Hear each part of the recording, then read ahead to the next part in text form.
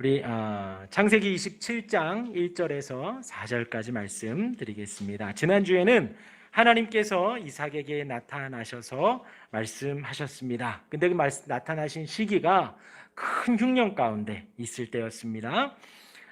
그래서 그 말씀에 순종해서 흉년이지만 먹을 게 없지만 이삭이 가나안 땅에 남아 있었습니다.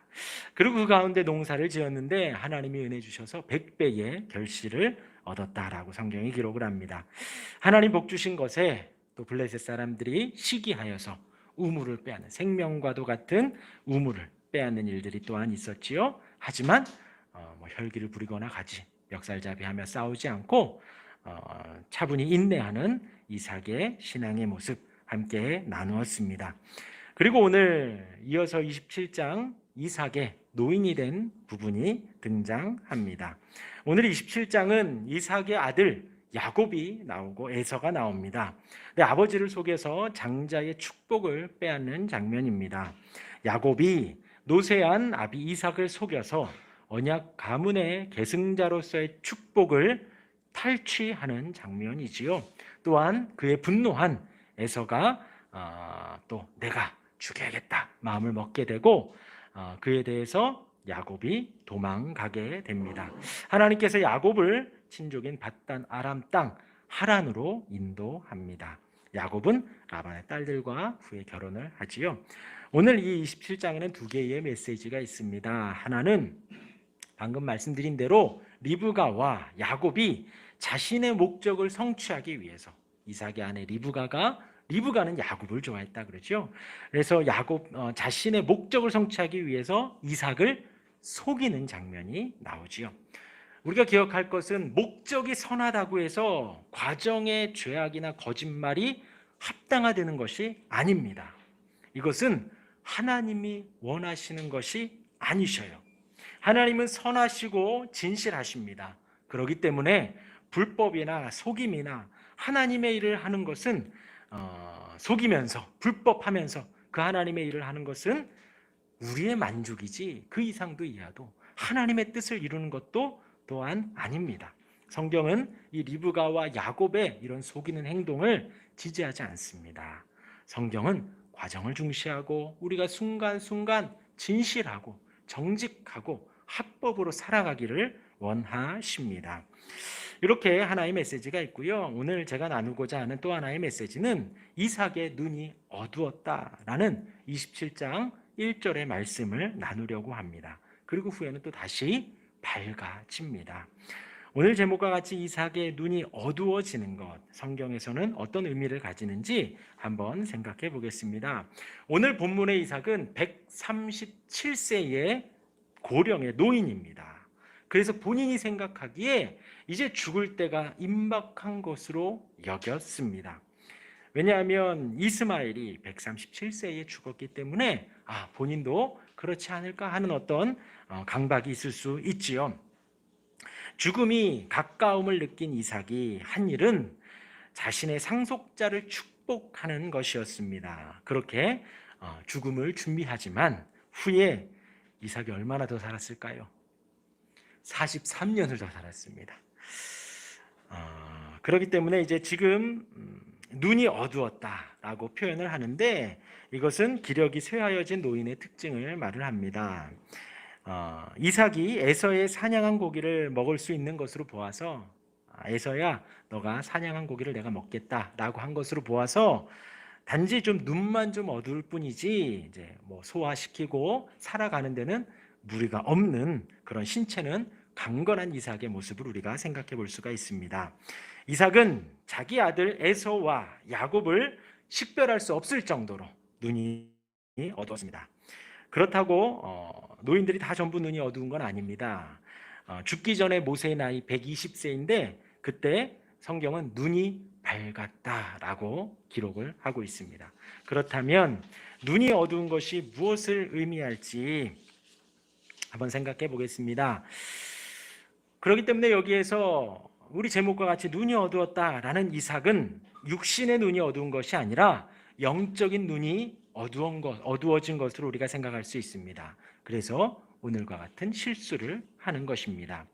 25장에서 이삭과 리브가가 기도하면서 하나님께 출산할 것을 기도합니다. 아이가 없자 하나님께 기도한 것이죠. 그렇게 해서 얻은 아들이 에서와 야곱입니다.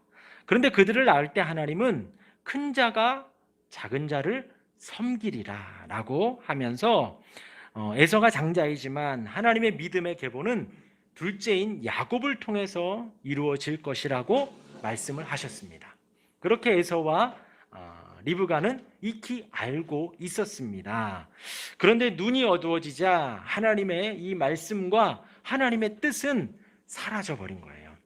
이삭은 눈이 어두워진 영적 눈에 하나님의 말씀을 기억하기어 밝히기보다도 자신의 육신의 소욕을 따라 자기가 좋아하는 아들에게 축복하려 했던 것입니다. 오늘 본문 4절에 내가 즐기는 별미를 만들어 내게로 가져와서 먹게 하여 내가 죽기 전에 내 마음껏 내게 축복하게 하라. 하나님의 믿음의 계보는 자신이 평소에 좋아하던 에서에게 주려고 했던 거예요. 그렇기 때문에 내가 잘 먹던 너가 사냥한 그 고기를 가져와라. 그럼 내가 너에게 축복하겠다라고 한 것입니다. 평소 즐겨 먹던 맛있는 음식, 그 별미 앞에서, 그런 육적인 필요 앞에서 영적인 것을 잊어버린 거예요. 눈이 어두웠기 때문에 까맣게 잊은 겁니다. 아더 핑크라는 목사님은 이삭이 별미 앞에 무너졌다. 그러니까 입의 즐거움 때문에 영적인 것을 전혀 생각하지 못했다라고 해석하기도 했습니다.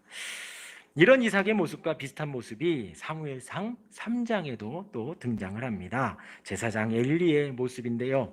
사무엘상 3장 2절 말씀에 엘리의 눈이 점점 어두워 가서 잘 보지 못하는 그때에 그가 자기 처소에 누웠고 라고 표현을 합니다. 사무엘을 키운 엘리 제사장입니다.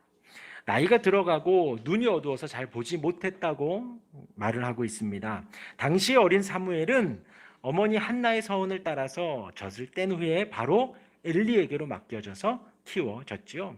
엘리와 또 그의 아들 홈니와 비느하스가 있습니다. 그런데 엘리의 눈이 어두워졌다라는 것을 어떻게 표현하느냐? 엘리의 두 아들의 모습이 2장에 나오는데 12절에 엘리의 아들들은 행실이 나빠 여호와를 알지 못하더라 라고 표현을 합니다. 어떻게 행실이 나빴냐면 그들은 하나님께 드리는 제사를 멸시했습니다. 또 그들은 성전에서 수종드는 여인들과 동침하는 간음의 죄를 또 졌습니다. 이 여인들은 이제 성막 봉사를 하는 사람들이고 이제 스스로 나시린이다 해서 구별되어서 그 성막에서 일하는 여인들이었습니다. 그런데 엘리의 아들들은 그 여인들과 동침을 하는데 그것이 단지 간음의 죄뿐만이 아니라 이방 종교 제사 의식에서 행하던 그 방식대로 한 거예요. 그때는 이방 신들 속에 여 사제들이 그런 일을 했거든요. 그러니까 홈니와 비느하스가 그런 사회적인 풍토와 사회적인 그런 모습들을 하나님의 성전 안에서 똑같이 했다라는 거예요. 그런 홈니와 비느하스의 잘못이 제의 의식으로 하나로 진행을 한 거예요. 단지 간음을 넘어선 하나님 앞에 어마어마한 죄를 범한 것이지요. 하나님이 엄격하게 금하신 것을 가나안의 죄악된 제의들을 금하고 또 영육간에 성결해야 하는데 그것을 가르쳐야 하는 제사장의 아들들이 그렇게 오히려 앞서서 악을 행하고 있었기 때문에 그들의 죄악은 어마어마했죠. 그런데 그 아들들이 범죄하는데도 왜 엘리의 눈을 탓하느냐? 성경에 보면 엘리가 아들들의 죄를 방관했다라고 꾸짖고 있습니다. 그렇기 때문에 엘리의 눈이 어두워지니 자녀들의 죄악을 저질러도 훈계하거나 돌이키게 하지 못했다는 것입니다. 그래서 결국 엘리의 아들들은 이방인의 손에 죽게 되고 엘리는 그 소식을 들을 때에 죽고 또 엘리의 며느리가 그 자기의 남편이 비느하스가 죽게 되는 소식을 들으며 아이를 낳다가 그 며느리도 죽게 됩니다. 그런데 오늘 본문은 그 이삭의 눈이 어두워져서 이제 엘리의 에서를 이제 축복하려는 것이지요. 과연 엘리의 눈이 어두워진 것과 이삭의 눈이 어두워진 것, 그렇게 에서를 축복하는 것이 어떠한 의미가 있을지 생각을 해볼 수 있습니다. 다행히 이삭의 눈이 어두워졌지만 야곱을 축복한 후에 에서가 돌아왔을 때 이삭이 깨달았습니다. 27장 33절 말씀에 보면 이삭이 심히 크게 떨며 이르되 그러면 사냥한 고기를 내게 가져온 자가 누구냐라고 합니다. 이후에 이삭은 야곱을 축복한 것을 모르지 않아요. 에서에게 내가 그를 너의 주로 세우고 그의 모든 형제를 내가 그에게 종으로 주었다라고 합니다. 그리고 이제 28장에서 이삭이 야곱을 삼촌 집에 보내면서 다시 한번 진실되게 축복하는 장면이 나와요. 이삭의 영의 눈이 다시 밝아진 거예요. 정리하면 이렇습니다. 우리의 눈이 어두워지면 하나님의 뜻을 잊게 됩니다. 하나님의 은혜와 사랑을 잊게 되고 하나님의 일하심을 보지 못하게 됩니다. 또 눈이 어두워지면 죄악 속에 있는 내 모습이 보이지가 않는 거예요. 자녀들이 아무리 죄를 져도 그것이 전혀 거리끼지 않는 거예요. 왜? 세상은 다 그렇게 살거든요. 눈이 어두워지면 그렇게 되는 거예요. 그냥저냥 돌아가는 세상과 그냥 그 가운데서 살아가는 내 모습이 보이게 됩니다.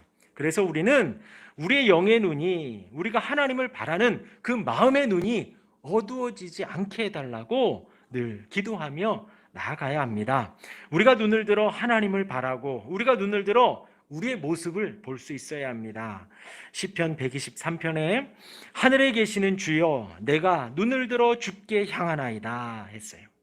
상전의 손을 바라보는 종들의 눈같이, 상전이 어떻게 지시할지, 상전이 어떻게 말할지 그 손을 바라보는 종들의 눈같이, 여주인의 손을 바라보는 여종의 눈같이 우리의 눈이 여호와 우리 하나님을 바라보며 우리에게 은혜 베풀어 주시기를 기다리나이다 했습니다. 우리의 눈이 하나님을 온전히 바라봐야 된다는 것, 집중해서 바라봐야 된다는 것입니다. 우리는 항상 눈을 들어 하나님을 바라보고 눈을 들어 하나님의 은혜를 사모해야 합니다. 우리의 눈이 하나님 앞에 있어야 비로소 우리의 모습이 제대로 보이게 됩니다. 우리가 죄악 가운데 있는 모습, 우리가 실수한 부분이 하나님 앞에 있어야 비로소 보이는 것이에요. 하나님이 싫어하는 우리의 삶의 모습이 어떤 것이 있는지 우리의 눈을 밝혀주셔서 우리가 주님을 보게 하여 주옵소서 해야 합니다. 이것이 우리의 일상의 싸움이에요.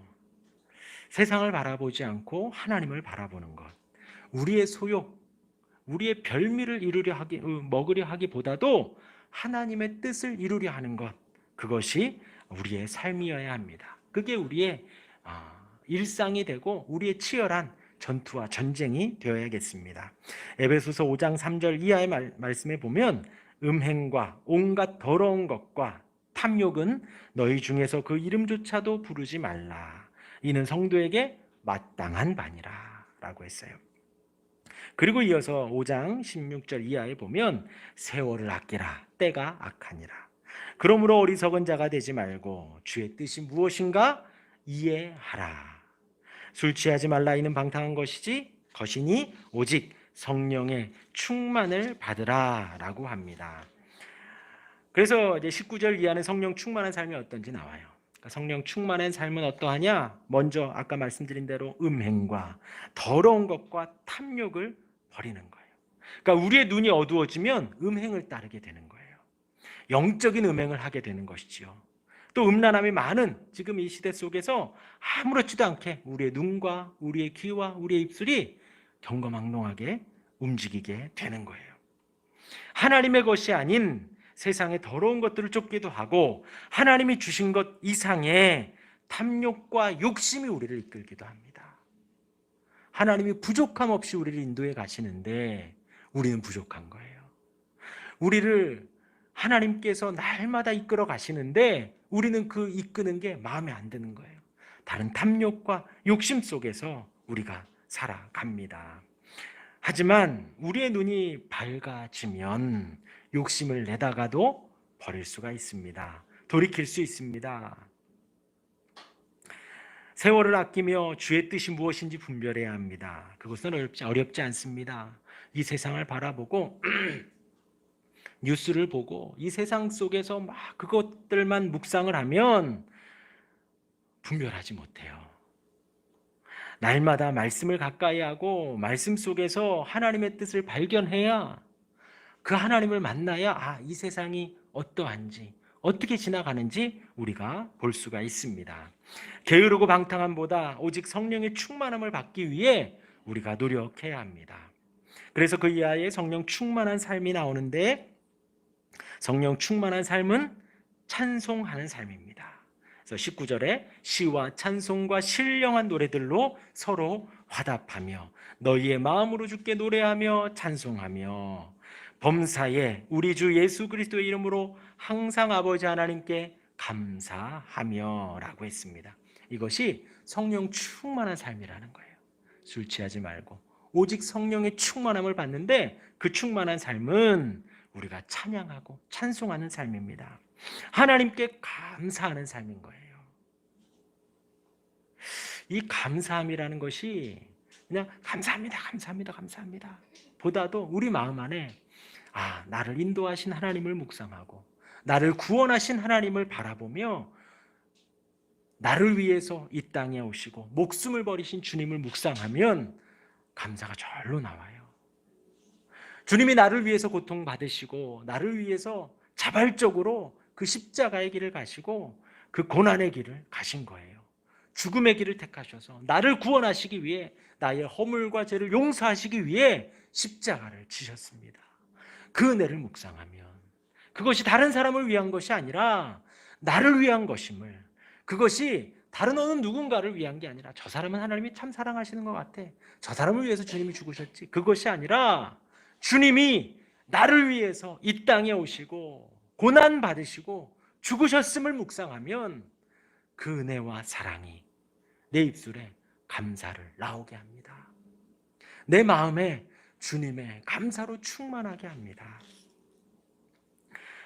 하나님의 통치를 고백하고 인도하심을 고백하고 나를 구원해 주심을, 죽음에서 구원해 주시고 이 죄악된 삶에서 구원해 주신 그 은혜를 우리가 고백할 때 감사가 나올 수 있는 것입니다. 그리고 에베소서 5장 21절 말씀에 그리스도를 경외함으로 피차 복종하라 라고 합니다. 그러한 성령의 충만한 삶에 우리 나타나는 삶의 양식은 피차 복종하는 거예요. 뭐 그닥 중요하지 않으면 복종하는 겁니다. 틀린 거 아니고 불법 아닌 이상은 복종하는 거예요. 그것이 주님의 인도하심 따라 성령의 충만함으로 살아가는 것이에요. 이삭의 눈이 어두워서 자기의 별미 때문에 에서를 축복합니다. 성경은 이삭은 에서를 사랑하고 리브가는 야곱을 사랑했다 그랬어요. 그런데 그 이삭이 이제 죽을 날이 가까워서 내가 무엇을 해야 될까? 눈이 어두워지니까 하나님의 약속과 하나님의 말씀과 인도하심을 보지 못하고 에서를 축복하게 된 거예요. 그리고 나중에 그것을 깨닫고 심히 떨며 하나님의 뜻을 깨달은 이삭이 그것을 돌이키지 않은 겁니다. 그거 뭐 축복하는 거, 그래 내가 잘못했다, 에서 축복하는 게 그게 어렵겠어요? 말 한마디 하는 것이. 그런데 그 이후에 보면 이삭이 목숨을 걸고 그 축복을 무르지 않아요. 왜냐하면 그것이 하나님의 뜻인 걸 알았기 때문에. 에서가 아닌 야곱을 통하여 믿음의 계보가 이어질 것을 이삭이 알았었는데 그것을 잠시 잊었던 거예요. 다시 생각나게 되었을 때 이삭은 에서에게 다른 축복을 합니다. 그 야곱에게 했던 축복이 아니라 다른 축복을 해요. 그리고 다음 장에 제대로 가기 전에 아브라함으로부터 들었던 그 축복의 말을 다시 야곱에게 해주게 됩니다. 우리의 눈이 밝아지기를 원합니다. 우리의 눈이 어두워지지 않게 되기를 바랍니다. 늘 밝아져서 하나님을 바라고 하나님의 뜻을 분별하고 성령 충만하여 내 입술에 찬송과 감사가 넘치고 하나님의 말씀을 분별하고 하나님의 뜻을 마음 중심에 새기며 이 땅을 살아가는 그러한 우리의 모습이 되기를 주님의 이름으로 축원합니다. 아멘. 우리